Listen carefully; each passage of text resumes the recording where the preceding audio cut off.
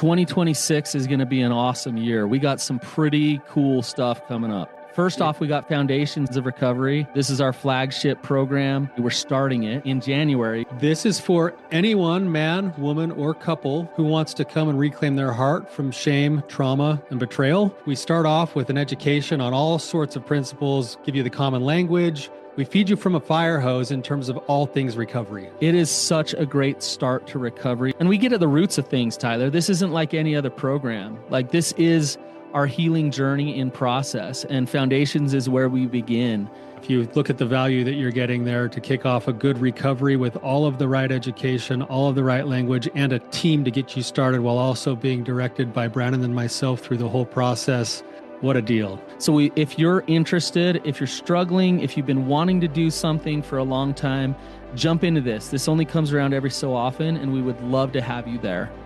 Click the link in the description to sign up for it. And to make it even sweeter, we're also including a raffle for a free pass to the Radiant Dawn retreat. Anyone who signs up for Foundations will be added to the raffle for that free Radiant Dawn pass. If you're a man and you sign up for Foundations, your name still gets entered, and you can give that pass away if you win it to any woman that you want to.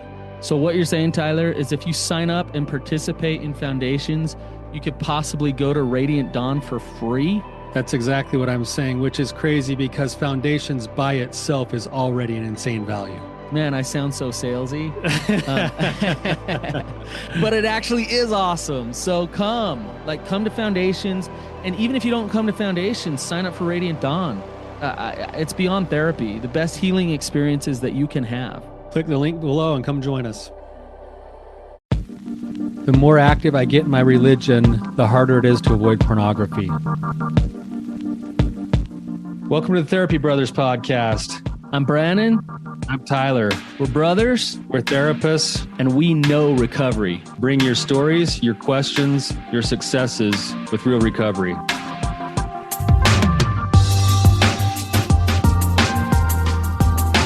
Hey, Tyler, you ready to have some hard conversations? Let's do it.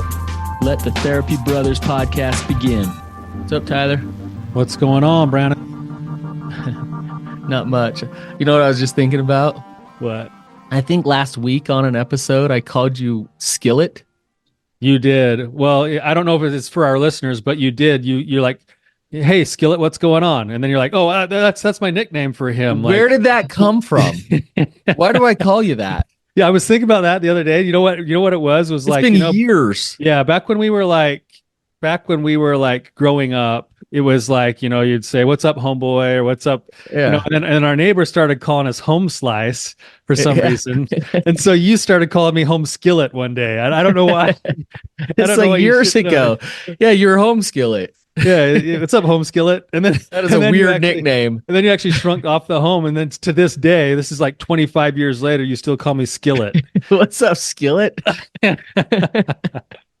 That's a great nickname, man. I've come up with some good nicknames. That's one of the best. I don't know if that's one of your better ones or not, but it's stuck for some reason. So, yeah. All right, Skillet. Well, let's do this episode. All right. Let's get after it. So actually, we have a kind of a treat for me. I have a history with our caller today, Dan. Dan has not only been on the show, but he's got a longer history with me. He's someone that I deeply love and respect, and he's really worked hard at recovery. So it's a treat just to see your face, Dan, today. And I hope all is well with you, and I'm glad to be able to have another discussion with you. It's been a while.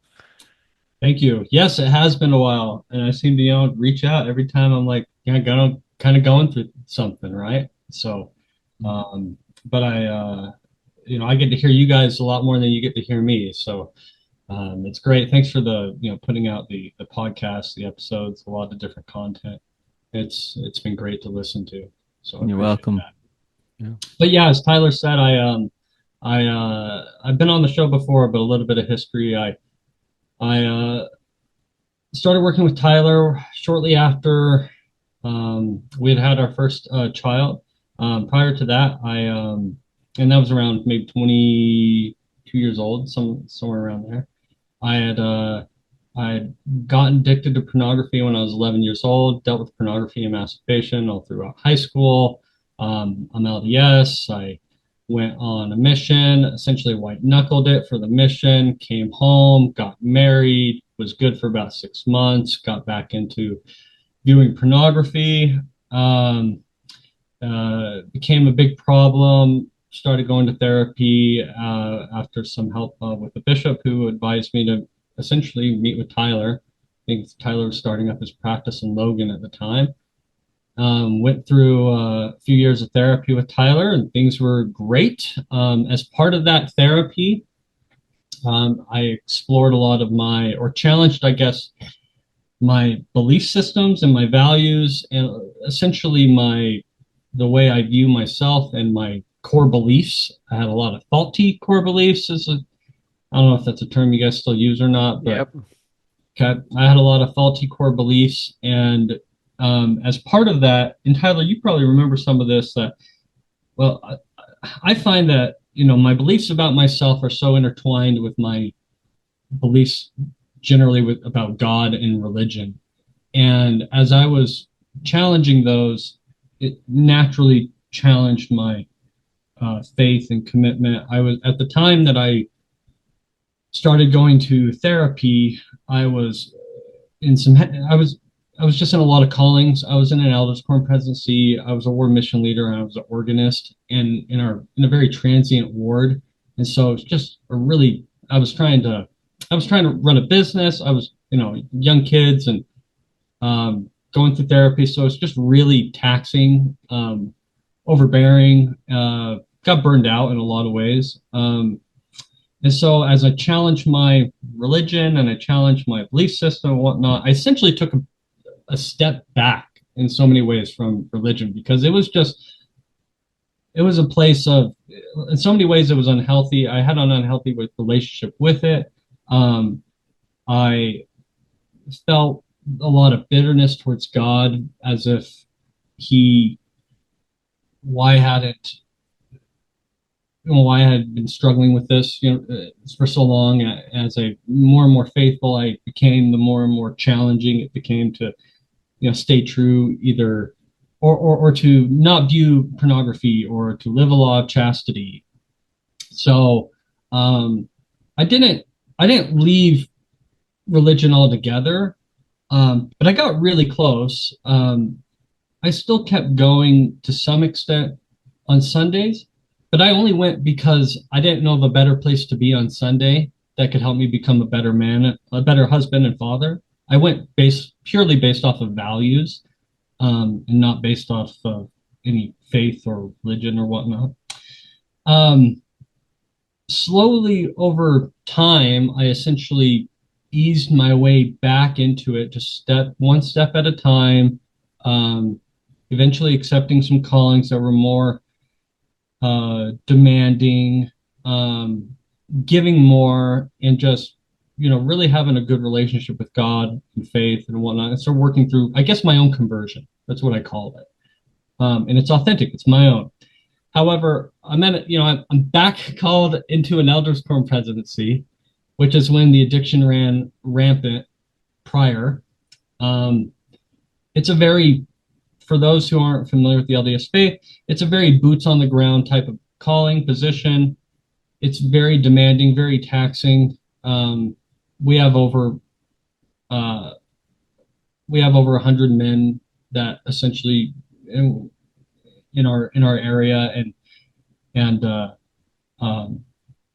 have a lot of older people. We have a retirement community, so it's just a demanding calling on top of obviously kids and work and stuff. And so to get to the core of the question,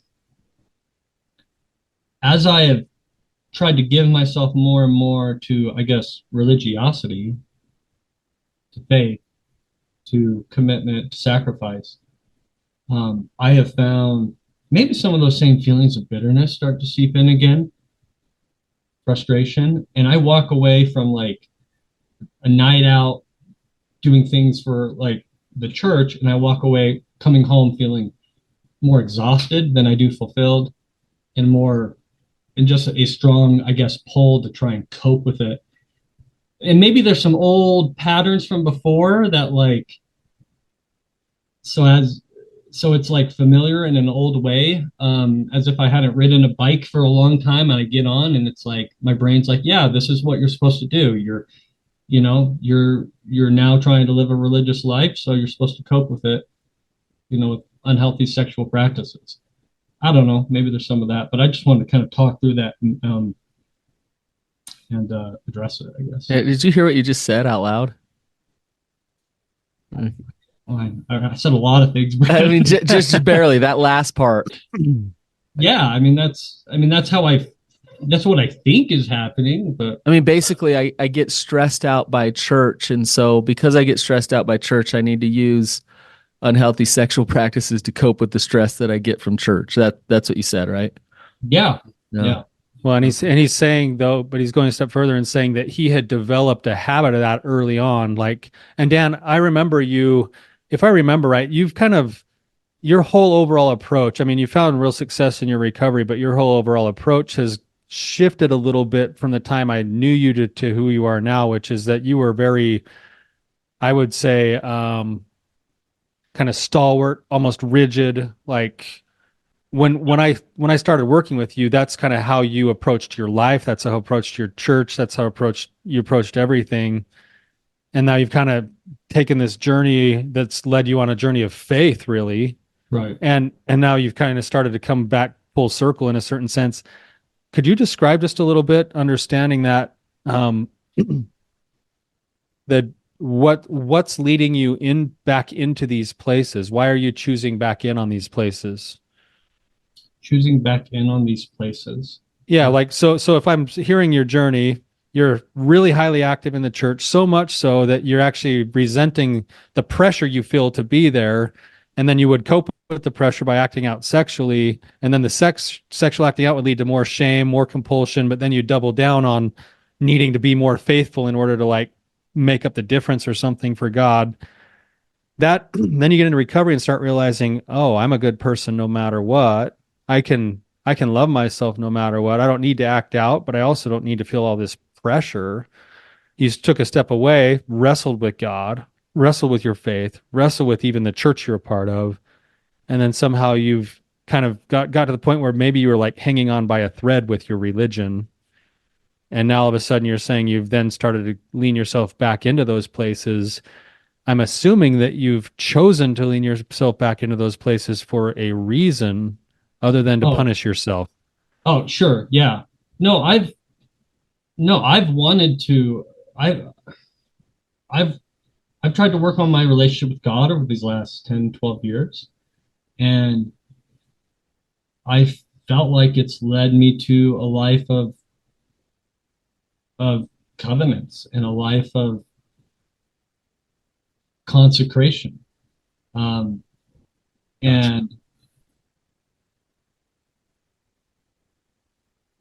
And so, each step along the way, I've evaluated where I've been. Am I willing to give and willing to serve, and doing it in healthy ways? And it's been easier to manage, I guess, up until this point at like my own pace to some extent. And so it's been a really slow but healthy journey for me, until this summer, when I got asked to be in the position I am in now, and it's more demanding than I'm used to. Meanwhile, my personal life is more demanding, and my work life, and I don't want to go back and be like, so I've worked to like try and set healthy boundaries, like with the other people I'm with, and be like, hey, this is like what I can and can't do, and they've been incredibly understanding. Yet at the same time, it's just kind of like a daily thing where like, there's always someone that needs something. We have like this text chain. There's like daily texts about it. It's just, it's almost like too much church. You know what I mean? Like, and I guess I don't feel when I'm like serving in this. Most of the time, when I'm like serving in a calling, trying to help others, I don't feel like it's a very spiritual experience for me where I walk away from it feeling closer to God. I feel like I'm doing a job, and I'm helping people, and I feel like it's a good thing. But it so so I don't know if that's answering your question. I mean I accepted a calling to take on more responsibility, to give more, and I'm having a hard time coping with it. I don't want to walk away from that per se. Um, The, I want to ask you, I want to follow up with a question, and you kind of just answered it, but I want to just ask it. And Dan, if you can answer this, I don't want you to give me the answer that you've been taught your whole life, but I want you to kind of stop and think about this and wrestle a little bit. Um, does living a life of covenants and consecration bring you closer to God? Bring you, Dan, closer to God?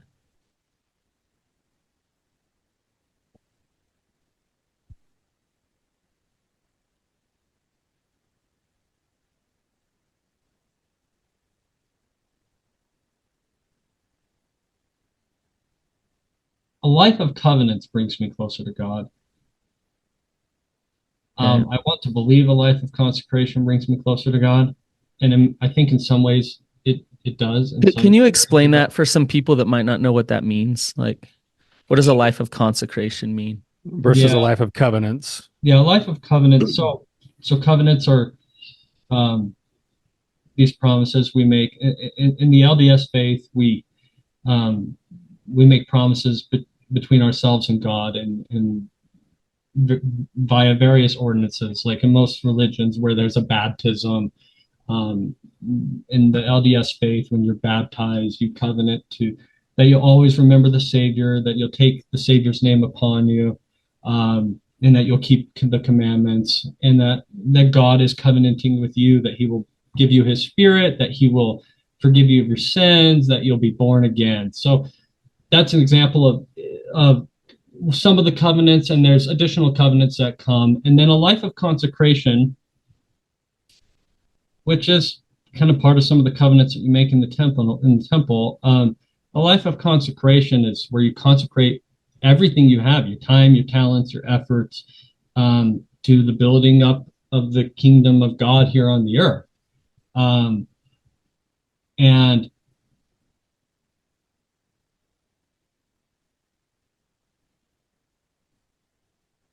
I guess I look at it like I feel like some of the covenants are very more specific, and I feel like I can, at least I'm in a better spot in my life where I can kind of manage some of those, or feel like I can, in a healthy and balanced way, give my best effort and try there. Whereas um,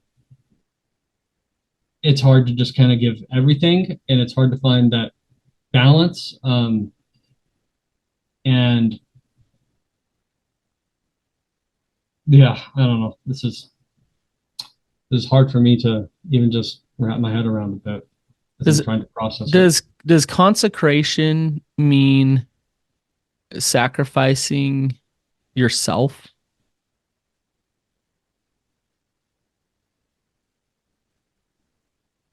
I think at times it can. Maybe it doesn't, though. Maybe that's a faulty core belief there. But Well, I think there's a kind of an important thing to differentiate here.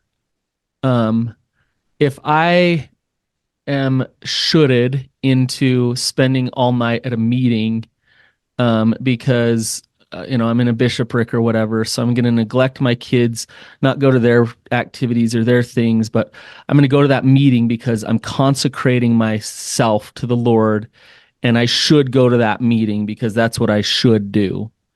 I'm going to sacrifice the truth inside of me that is telling me to go support my kid, and I'm going to do what people think is the right thing to do, right? Um, so I'm actually going to, in some ways, betray myself, give myself up, so that I can do the, in quotation marks, right thing. Is that the Lord's work? No, I don't think it is. It's just hard to find a balance with it, right? Um, and sometimes it's not even meetings. It's like we're gonna go out and visit widows or people who generally like genuinely need good visits from people in the community, and I'm taking time away from my family to do that. Or I'm taking a time away from myself that I'm used to so typically I go to the gyms like during the week and I've got like Monday, Wednesday, Friday or something like that. I'm going in the evening. The other nights I'm like home with my family, but this is at least once a week, sometimes more. And then my wife's in one, and so that where she's gone Wednesday nights, and so I'm either gone doing this, or I'm not like visiting widows or the sick or people who need it, and I'm spending time with my family who need it, or I'm spending time with myself like exercising who needs it. And it always feels like two groups are losing for one group to win, and it feels like two steps back, like almost, whether it's Sundays or throughout the week. And maybe that's just exhausting for me. Yeah. There. Go ahead, Tyler. What were you going to say? Go ahead, Brandon. I'll pick up after you're done. It just seems like there's a huge missing piece here where you can't win. And it's like my question as you're talking is like, where's Dan in all of this? Like, things are dictating your truths and what you should and shouldn't do. And you're trying to be good and you're trying to serve and you're trying to do but like, where's that real relationship with God to differentiate? Like what does feel, in my opinion, Dan, you could not serve the widow and not go to your kids' activity and play Xbox all night long. And that might be the best thing for you to do. How could that be? I like the smirk on Dan's face. Well, I just know how Tyler feels about Xbox. while you're drinking a Mountain Dew, you can play Xbox all night long. Yeah, I do agree. It's just it feels like the opportunity costs now are so much higher than they were before. Like, because I play games and I regularly play it. Like last night, I was up till 1 on a work night playing games with 3 friends across the country. Was that bad? Was that bad? No, you feel it was guilty? great. It was healthy because it's something that I was prioritizing time with others and friends and so yeah, I totally think that there could be a night where I stay in and do something like that, and I think that's okay and good. Okay. I guess I just feel like this constant pressure more so than I did before because there's an expectation. And it could just be a completely cultural expectation. Right. That expectation, where you're going right here, is important. If you are forced because of that expectation, then you're not acting in your integrity, so you're not feeling free. You're feeling forced. You're feeling trapped. You're feeling, and that leads to relapse. That leads to resentment toward God. That leads to all these things. When your motive is actual truth, when you're able to stop, take a step back and say, who am I? Who does God need me to be? I'm not motivated by shame, guilt, fear, all of those things. I'm motivated by love here, and I'm acting out of love here. So if I go to the Elders Quorum thing tonight, I totally want to go because I'm resonating in this feeling of love and service. If I feel like I need to play Xbox tonight because I need a rest or whatever, then I need to do that. But if expectation is the thing leading me to this, you are set. Expectation is the recipe for living in resentment. It's like the first ingredient. Do you see what I'm saying? Yeah, I think so. Well, Brandon, there's other parts to this too that are at work here in your situation, Dan. Because Brandon, what people could just hear in what you said is, I have this impression to do these things, but because I don't want to today, that means I'm like, you better be dang sure you've got enough integrity to know what wants and needs are. Because if it's always just about wanting, you're going to end up doing Xbox every single night till 2 in the morning, and then you're going to have a real mess on your But hands. Tyler, what you said is I have this impression. And when we say I have this impression, that means God is telling me to do this. So I'm going to feel at Yes. peace when I do this thing. So But there's a difference though, Brandon, because, and I can relate to this, Dan, like there still might be difficulty in the piece of the impression, right? Like Right. I'm in a similar situation as you, Dan. I happen to have certain callings that I've accepted inside my church that take my time and my energy. There are many days when I don't want to go do this thing or that thing or this other thing that I've committed, because there are five other things on the table that would also be things that I would want to do, Yeah. right? Right. The issue here, and I think this is where you're going, like the word expectation is also being talked about as the pressure you feel from the culture, right? As you've been talking, I've been drawing on this page, like the way that I kind of conceptualize it, where I find balance. And I've got all these circles with a central circle, and the central circle is Christ. And then I have church, family, hobbies, sports, all these other things that go family, entertainment, service, whatever it is. Every one of those circles is its own entity. The only way, the only way that it works is if Christ is in the center. So last week, for instance, I had we have a meeting every Tuesday night. I get done with group at 8:30. I have a meeting, a church meeting, Tuesday nights from 8:45 till sometimes 10 o'clock. The guy who's in charge of that meeting, who I work under in the church, at 8:30 sends out a call and is like, "Hey guys, I know that we're dedicated to meet every Tuesday. I got some things on my plate with my family. Can we cancel the meeting?" What I hope happened for that guy is that he went to God and said, "God, I got all these things on my plate. What's the best place for me to spend my time tonight?" And then he felt that impression and said, "I got to go home and be home with my family tonight." And so it was okay for him to call and cancel on us, because he was operating his life from a Christ-centered, God-centered place, where then we have to balance all of those other things. And I think, Dan, you called because you felt impressed to, these are the words you've used. And I wonder why you're surprised that there's a difficulty. I felt impressed to act in more faith, to show more commitment, to sacrifice, to live my covenants, to consecrate. Like that's where your heart has been impressed to go.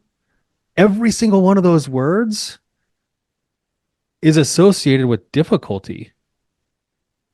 It's almost like you're being called into challenge, but now you're feeling the pressure of that as if it's coming from the church, rather than me and God have come to this conclusion that I want a little bit more stress and challenge. What do you think of that, Dan? I see the wheels turning. Yeah, I agree. Um, I guess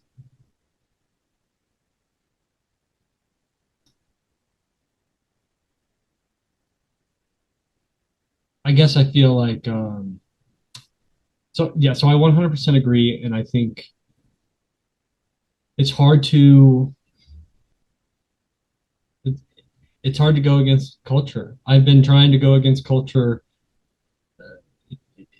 in healthy ways, not as an antagonist, but in healthy ways, since essentially recovery. I think you felt called to do that, Dan. Yeah, and Yeah. I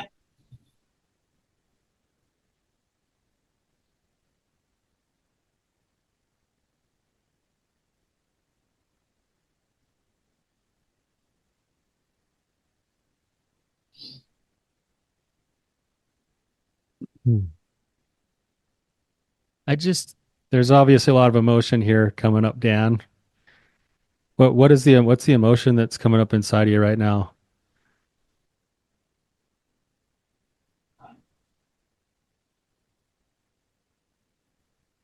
That's hard to talk. It's daunting, right? Like I do. I do feel um,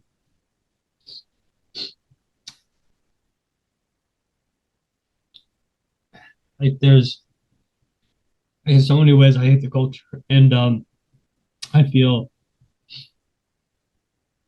the opportunity, the responsibility, whatever you may call it, to you know help it be a healthy one, and whether it's I just I, I feel alone in that. You know what I mean? Um, and it's it's just daunting. Like it's like how can I like I push back plenty of times. I push back not because I don't want to serve, but because like I'm just pushing back against the culture, right? And whether that's to the stake presidency or whether it's to the bishopric or the else like whatever, whoever it is, I push back on it. And it's just it's hard when you're at like constantly being pressured to conform. Um, and it's hard not to do that sometimes, just out of either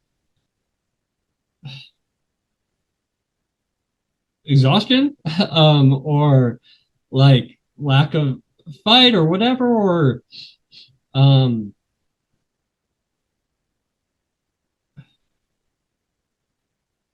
and even with this, right? Like, in I guess my current situation, um, it's just it's just not being received well. When is it ever, right? Yeah, When you yeah. challenge tradition, and so it's just it's just I guess maybe there's a lot of I don't know if rejection is the right word. Wow, it's just really daunting and challenging, and it's like I don't have the influence. I'm the boots on the ground giving the feedback. I'm not the one who can make the decisions. And sometimes I feel like I'm the exact same way in the church as I am like at my job in a company, right?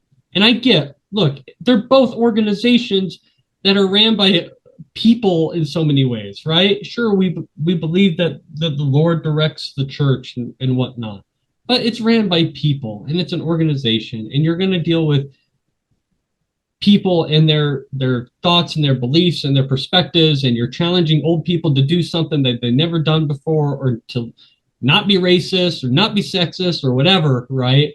That it just let alone saying, hey, we've got too many damn meetings, or the Relief Society can set up their own chairs, whatever Whoa, it is. whoa, Yeah, whoa, look, I mean, whoa. That is well, radical. if we're making a push for women to have equal rights in the church, set up your own tables and chairs. I Uh, mean, like, I'm empowering you, women. I'm nothing against women at all. I love women, and they're great, and Da- I respect Dan, my wife. But I'm challenging the norms, and I'm just sick of. but Dan, I want to ask you some things. Sorry if I'm Um, going off the rails here. this is good. This is, No, in that's fact, good. man, you're speaking like about my life in many ways, and talk about being in a culture war and being in the thick of it and all of those things. Um, do you wear a white shirt to church? Only if I want to. Okay, so not all the time. No, and sometimes I don't wear a tie because I don't feel like wearing a Whoa. freaking tie. Whoa. Okay. Yeah, right, right. Um, so it's like I feel that you have a purpose inside of you that needs to be unleashed. But you're letting these organizations, whether it's work or the church, the culture, neuter you. And when you get neutered, you don't like that. And so then it's like, but you feel defeated, like, well, I don't know if I can not be that way. Right? Right. And it's interesting to me, like what Tyler said is like, we want to live a Christ-centered life. I think something that's really problematic is we put that in a box. We say living a Christ-centered life is living exactly this way, right? You do your ministering, you go to church every Sunday, you wear your white shirt, you value your family over anything else. There's certain things that, and we could go down the list, right? That's Christ-centered life. In the box, the shouldy expectation box, that's a Christ-centered life. So don't be the individual. Don't bring your individual purpose out. Figure out how to mold into this thing in order to live this Christ-centered life. And it kind of takes away the purpose of Dan in God's work. You know who is a good example of this? Christ. In today's standards, if Christ were walking around with a robe, unmarried, wandering around from town to town, people would call him with his long hair and his beard. How would he be viewed? Yeah, insane. He doesn't have a family. He's working on Sunday. What is he doing? And, they're asking him to become a Pharisee and a Sadducee as opposed to doing Christ's work. And so for us, are we becoming more of a Pharisee and a Sadducee? Are we doing Christ's work? And we need to ask ourselves that on an individual level, because Tyler has a purpose. Dan has a purpose.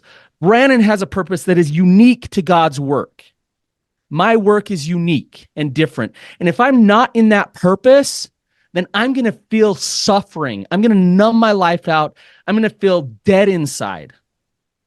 And if I don't face the fear of other people judging me to do that work, then I'm going to give in and I'm going to live that way, neutered. You see what I'm saying, Dan? This is what I'm feeling from you. There's a lion inside of you that wants to roar. There's a lion that you've let out at times, and then you stuff it back in the box. You will continue to go back to numb your life out if you don't allow yourself to consistently step into your power. Okay, I've gone off. I can see there's some emotion stirring in you over what Brandon just said, Dan. I would maybe just add a couple of things that you said versus what Brandon said. That, again, this is my own perspective on it, so take it for what it is you don't wear a shirt and tie. You don't wear a white shirt and tie to church unless you want to. I would say you've already done the work, and you're doing the work to have a connection with God, a personal relationship with God. Wear the white shirt and tie or not when you and God decide that's what you need to do. It's not a want thing. It's a calling thing. And you've already done the wrestle. Like you've gone from just going through the motions, which left you feeling dead. You went and on a journey to wrestle and cultivate relationship with God. And in cultivating that relationship with God for you personally, Dan, it feels like you've come to the conclusion that my relationship with God has me wanting, using the word want, meaning connected to God, to act in faith, to be involved in my church in these ways. Right. Now, the challenge is just because the culture pushes back, does it mean you did the wrong thing? No. Right? So what ends up happening, this happened actually with us. It's funny you use the word, Brandon. My wife, she's wrestling with the relationship with God, and he's told her certain things about her. And one of the things that she feels impressed to do is she feels impressed to sometimes maybe work against the grain on things. We went to church a couple of weeks ago, so at least you'll know you're not alone here, Dan. And there was a lesson that was being taught, and the lesson was going a certain direction, which was kind of this like the energy of the lesson was you only get blessed if you follow the commandments, right? And there's maybe some truth to that. There's a principle there that when we choose to do certain things, there are more likely to have certain outcomes. But Rhiannon, my wife, spoke up and said, and sometimes people seem to be blessed without doing anything at all. And then that lit like a firestorm, and everyone was like, whoa, like pushing back on it and this and that. She came home. She was devastated. I said, why did you give the comment? She said, I don't even think I want to go back to church next week. I said, why did you go to church this week? Well, because I feel like it's right for me to be in church between me and God. Okay. Why did you give that comment? Well, because I felt like the Holy Ghost told me to speak up and say those things. She's trying to measure success. This is where her problem is that she was measuring success by the feedback she got from the people at church rather than the feedback she's going to get from God, where God said, it's like God called Jonah to go to Nineveh. Nineveh, he goes there and he's like, this sucks. I'm out of here. And then he goes and God's like, guess what? I still want you in Nineveh. And he's like, but I don't want to go. So he gets swallowed by the whale and he has this come to Jesus moment. And finally he comes home with a willing heart. And where does he go? He goes back to Nineveh because between him and God, that's where he needs to be. And so if God's calling you into this place and you're going like, man, I am a lion and I'm going to go be the guy who can't make a decision, but still has to be the squeaky wheel. God, is that what you want from me? Yeah, son. All right, God, give me strength. And then I got to go find my support. And then I have to go find and continually cultivate myself back to my heart, which is otherwise I'm not going to go do that. Right? If that's what God's calling you to, then that means that's what you want to do, because here's where consecration comes in. God is constantly pursuing all of our heart. It's the gift of our heart to God that is the consecration. And if God says, Dan, do this, this, this, this, and your heart is in alignment with him because you're wrestling with an actual relationship with him, then you'll make those decisions. But that's where I think I see you getting bogged down is that it's slipping very quickly back into this pressure of the system. Like, da, da, da. It's like, yeah, that's why you're choosing in. Like you're choosing in to go with that pressure. Yeah. It's just hard not to get caught into it because it's like it's a freaking like riptide, right? Yeah. So it's like, I'm gonna go swim in it. But You wanna do like the most difficult work in the world. This comes from like family theories. If you're in a family system and you try to change a family tradition, get ready. yeah, it sucks. I Like, wish I didn't want to do that. Like, I wish right. I wish I wanted to just. I wish I was Right. happy conforming. Yeah, right. But you're not, I'm not. because your relationship with God is telling you to do other things. Right. Yeah. So you get a chance to go into that system and have what I think is a battle. Like look at what Brandon and I do for a living, Dan. We spent most of our careers working in the realm of pornography, sex addiction, betrayal trauma type stuff. The drop in the bucket that I do every day to fight against a pornography industry that is consuming people's lives is a losing battle, right? Like Sure. with $100 billion industry and me meeting with 50, 60 people a week between groups and individuals, like, am I doing any good in this world? By the big picture, broader standard, I'm getting my butt kicked every single day. But you know what? It's a great life because it is endorsed by my higher power. And if I have to get my butt kicked every day, but it keeps me connected to the true source, there's passion and purpose and freedom and vibrance that's still found inside of a losing battle. It's just staying connected to the true source that has to be there, or else it's just like I throw up my hands or I call Brandon. I'm like, Brandon, I'm done. Like this work sucks. Like I'm out. Right. And then we'll talk to Brandon for a while. He's like, yeah, okay, well, what's God calling you to do? Keep doing this. Okay. So what's sitting on your heart right now, Dan? Yeah, I think I probably just a lot of like this resonates, I guess. Um, it's grounding. What's sitting on my heart is, yeah, just more of I guess, the pain of of the experience of just being pushed into a box or not being afforded opportunities to serve, because I don't conform. And and that's like obviously that feels so conflicting because it's like I feel like I can do the best good being myself, but when I'm myself, um, I know it's not that I even aspire to like to have demanding callings. I just like even from like the interviews with the leader that called me, I met with him for over 2 hours, two different interviews, and 30 minutes of it was spent. I had long hair at the time. 30 minutes of it was spent on my hair, Mm. and I'm just thinking this is just stupid. Like I grow it out because I like it. It has nothing to do with and me having long hair has nothing to do with me serving in a calling. Um, and in fact, maybe I can be more in touch with people who don't conform and I didn't cut it because I'm in this calling or because I had conformed. I'd been thinking about it for well over a year. I'd been wanting to do it, but I didn't do it then because I didn't want to look like I was conforming. I waited a few months, but um, maybe that's just petty, but so it's just these feelings of just, I guess I feel some resolve to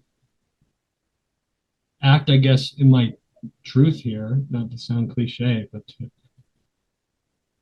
Dan, to continue being myself in what I can give, continue Dan, setting my boundaries. And if they don't like it, well, I mean, it's nothing I'm not used to, I guess, right? well, Dan, you get to this place. I can tell God's calling you to certain things. Like I can feel it from you, and I can tell that you've kind of given up some of those things and gone back into some old patterns that um like it in like 200 years is anyone really going to know you existed? No, not really. No, not really, right? Like we'll probably be pretty obsolete. I doubt many people are dialing up the therapy bros and listening in 200 years. Like most I people hope won't so. even know this podcast ever existed, right? Right. Um, so if we're obsolete in a way, then really the only thing that matters is that we in our lives learn how to step into our truths and love God and experience that. Because that's doing the best that we can. And it's really freeing to know that I'm going to be obsolete because now I can just like let her rip. Like, let's do this. What do I have to lose ultimately? Yeah, people might not like me. They might not like what I have to say. Um, but if God's calling me to this, then that's what I'm going to do. And hopefully it helps future generations. Hopefully it helps people today. Um, but that's when I'm that man. I worked hospice for a while. I talk about this quite a bit, where I saw people on their deathbed every single day. I don't want to be laying there thinking, well, spent half my life. It sucked, but I sure complied with the things that I was supposed to by the systems. Like, oh, good. I'm glad I did that. Right? I don't want to be laying there thinking that. I want to be thinking something else. I let her rip. Like I roared. I stepped in when God called me. I did that. And maybe I created some messes, but hopefully I created some good. And I can tell God is calling you to do that. God needs you. And there's a reason why you're in angst about this is because God is calling you out and calling you up. Dan, dude, I want you here with me too. Like we need guys like you in this battle. We need you to not fade to the side. So I agree. Dan, you're a good-hearted man who's done a lot of good, hard work, who really is invested in trying to cultivate a heart of goodness. And that angst that you feel, the look on your face that I can see where you're still wrestling, like just because it's uncomfortable doesn't mean it's wrong. Like you were built, you were built by God for war. That's part of who you are. As a human being, that's part of who you are as a man. And it's okay to have reservations. It's okay to have fears. It's okay to have struggles. What I sense, Dan, is that you feel alone. And you're talking to two guys who actually live or try to live lives that are similar to the ones you're trying to live. And I sense that maybe you're feeling a little bit disconnected from like-minded people, not in the sense that you all agree about whatever cultural things or problems, but like-minded people in the way that they want to live their lives. Yeah. And I feel like maybe you're feeling alone, like you're on an island. And maybe one of the things that could really serve you well is having a team of people that are also trying to live that principle of growth moving forward in the ways that God's calling them to. Yeah. And maybe it's that loneliness that's also causing part of your struggle. Yeah, I think so. I mean, most of my friends who feel the same way have what they called apostatized. They just left completely. And I'm like, hey, no, like stay, like maybe we can make a difference here, you know? Like now that you have a different perspective and you disagree with like culture or whatever, like don't just walk away from it. And yeah, so I think it'd be good to, I guess, find some like-mindedness, and at least challenging, fighting a good fight, I guess. You're not alone, Dan. And maybe not just about the church here, but the idea of living a wholehearted life. Like there might be people who are fighting a good wholehearted life by saying I am leaving, and there's other people who are fighting a good wholehearted life by saying I'm staying and I'm fighting, and or I've got a different dragon to slay. Like every one of us is being called to something different, but we need to surround ourselves with like-minded people, principally who want to live the life that God designed them for. And you're going to find that inside and outside of the church. Like you're going to find that in lots of other places.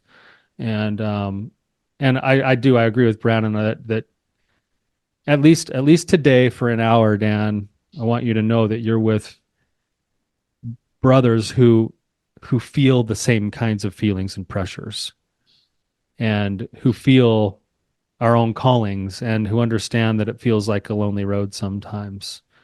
Dan, I got released yesterday and from my calling without a new calling.